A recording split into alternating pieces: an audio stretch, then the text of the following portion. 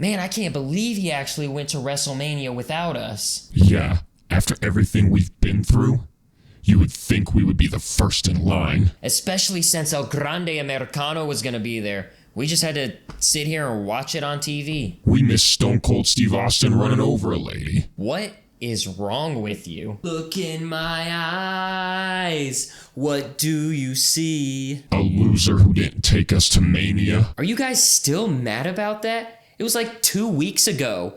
Can't you just be happy I had fun with my brothers? You would have had a better time with us, easily. I would have looked crazy carrying around a banana and a TV. Wow, you don't even feel bad for not taking us? No, I don't. But you want to know what I thought about WrestleMania? Yes. All right, I'm going to try and make this really quick. Gunther versus Jey Uso was a decent opener and a serviceable match. Gunther tapped out way too quickly. 3 stars. The War Raiders versus the New Day was not a bad match, though it should have been on Raw. I'm happy the New Day won. 3 stars. Jade Cargill versus Naomi was really fun, and in my opinion, was one of the better matches of WrestleMania. That part where Jade caught Naomi off the turnbuckle was just mwah, chef's kiss.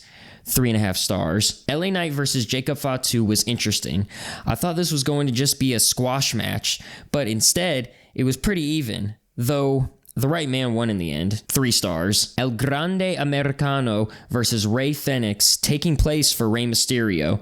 This was a fast-paced, fun match, showing how great both of these luchadors are. Americano cheated to win, as always. 3.5 stars. Tiffany Stratton versus Charlotte Flair sucked. Point blank and simple.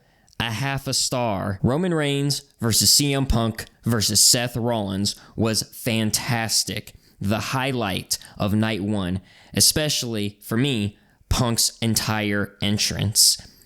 The swerve of Heyman turning on Punk and then turning on Roman, aligning himself with Seth Rollins, this was as close to cinema that we got during this entire weekend.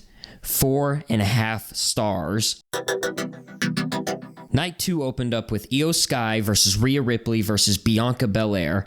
I thought that Bianca was going to win. My older brother thought Io was going to win, and my little brother thought Rhea was going to win. This was a brilliant opener, especially when you compare it to Night 1's opener.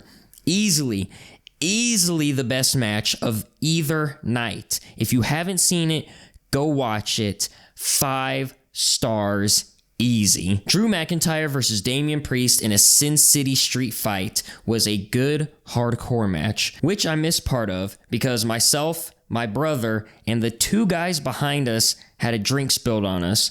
The guy who spilled the drink never even returned back to his seat. Nonetheless, this match was fun, but very predictable. 3.5 stars. Braun Breaker versus Penta versus Finn Balor versus Dominic Mysterio was another highlight of WrestleMania 41. The crowd after Dirty Dom won was absolutely insane. 4.5 stars. Randy Orton versus Joe Hendry was a great moment. I can't really give the match a star rating as it was only like 30 seconds long, but if you take the moment of Joe Hendry coming out and then the match itself, all culminating together, this is a 5-star moment, easily. AJ Styles versus Logan Paul was the beginning of the slowdown of Night 2. This match was boring, even though on paper, this should have been amazing. I didn't even know that was Karrion Kross that had interfered. 1 star, this sucked. The women's tag title match was also very boring. They removed Bayley from Mania for a Becky Lynch return. This was another boring match. 2 stars. And finally, we have the main event everyone was waiting for. Cody Rhodes versus John Cena for the undisputed WWE Championship. This match was very slow-paced and was offensively Cena's match. It felt like Cody maybe hit like 5 moves the entire match. Then Travis Scott, who cares? No Rock. Most of the people were there to see The Rock in the first place, and then he never showed up. Cena wins his 17th title, and it looked like Cody just gave up during this match. Like, you want to tell me he went against Kevin Owens in a ladder match and went through all that, and he loses to a low blow and a title shot to the face? I get that Cena is trying to ruin wrestling, but this just purely sucked. Half a star. I mean, I don't know about that, because I popped for Travis Scott. I do have some things that I want to go over about the Raw and SmackDown after WrestleMania. I'm very happy to see that Braun Breaker is joining Seth Rollins and Paul Heyman in this new faction, and I really can't wait to see where it goes from here. The women's tag titles, Becky and Lyra won them at Mania, lost it on Raw, right back to Raquel and Liv. Becky turns on Lyra. What was the point of this? Why did we take Bayley off the WrestleMania card? The women's titles suck at this point in time. I don't care about them, and I don't know anybody that does. Two last things. The Stephanie Vaquer and Io Sky match was a really, really good and fun match to watch until the interference, but I understand why they did it. You don't want either of your champs losing. I totally get it, and I'm so happy to see where this is going to go. And the second thing is Rusev returned to WWE. I don't know, he just beat up a bunch of guys. I don't know where that's going to go, but hopefully it's better than what happens to Andrade. On the other hand, for SmackDown, we had Fraxium debut in a tag match on the main roster for the first time. They are absolutely great. That was a lovely match to watch, and I can't wait to see more from them. I really can't. They were really cool.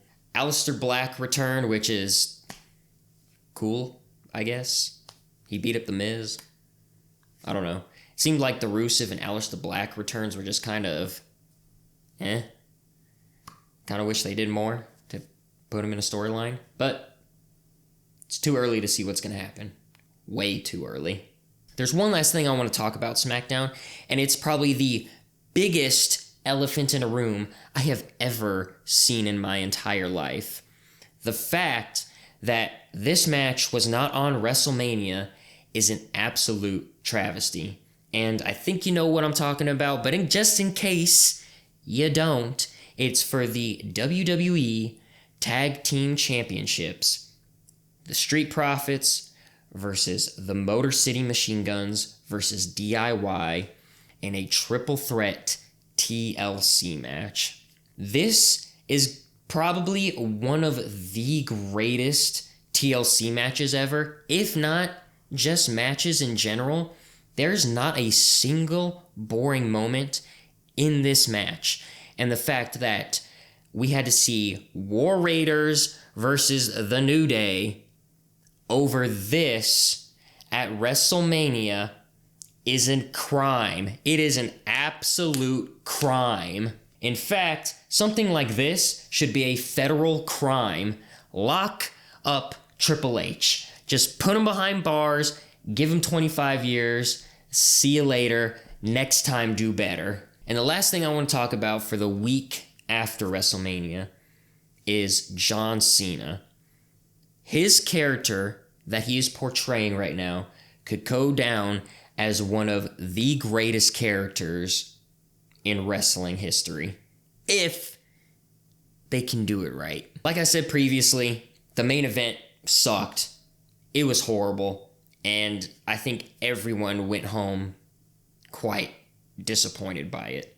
But the next night on Raw, John Cena cuts this masterful promo as he's counting down how many days he has left. I believe it started with 36, and he counted all the way down to 27, letting us know that he's going to be the last undisputed champion ever, that he wants to ruin wrestling, and he's going to do it all while being a part-timer. And then the Viper, Randy Orton, out of nowhere.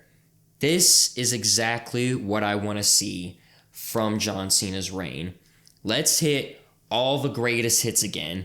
We're going to have Randy Orton versus John Cena at Backlash. Hopefully somewhere down the road we'll get him versus CM Punk and maybe some other feuds from, yesteryear. But letting John face all his old adversaries as the heel while they all get to be babyface now is such good character work. I even love John Cena's entrance now. It's the same music that we all know and love. We all know and love. But none of the flashiness. There's no big John Cena, waving in the face thing that you have. There's no big green colors. He doesn't run down to the ramp anymore. He doesn't even wear the championship title correctly. He wears it backwards. He doesn't want you looking at him. He doesn't care about what you have to think about him. It's weird. It's surreal. I even love how he's making the announcer re-announce him in the correct way that John Cena feels like he should be announced as. He's just not your WWE Undisputed Champion John Cena. He's the 17-time world champion, greatest of all time, Undisputed Champion John Cena. I genuinely believe that this run, this character could be one for a lifetime. It is so good so far, and hopefully they can make up for WrestleMania 41's main event with a good storyline. No, a great storyline, because they have what everyone hates, and that's their bottom line. All they have to do is better than the Night 2 main event, and they have us in the palm of their hands. But if they can't pull off a great storyline with John Cena and him being a heel, they may just ruin wrestling. So you want Cena to ruin wrestling? No, I don't want him to ruin wrestling for real. I just want him to ruin it enough to give us a good storyline. Every time he comes out, I want to be sitting on the edge of my seat, especially as that calendar slowly ticks down, date after date, when the calendar finally strikes 0, and we no longer see John Cena. Do you really think they have a chance at doing it? I do. His character work after WrestleMania has been so good. Or, I guess in this case, bad. Either way, WWE has a lot of cards that they can play with here. They just have to play them right. Hopefully they don't gamble too hard. But what happens in Vegas stays in Vegas.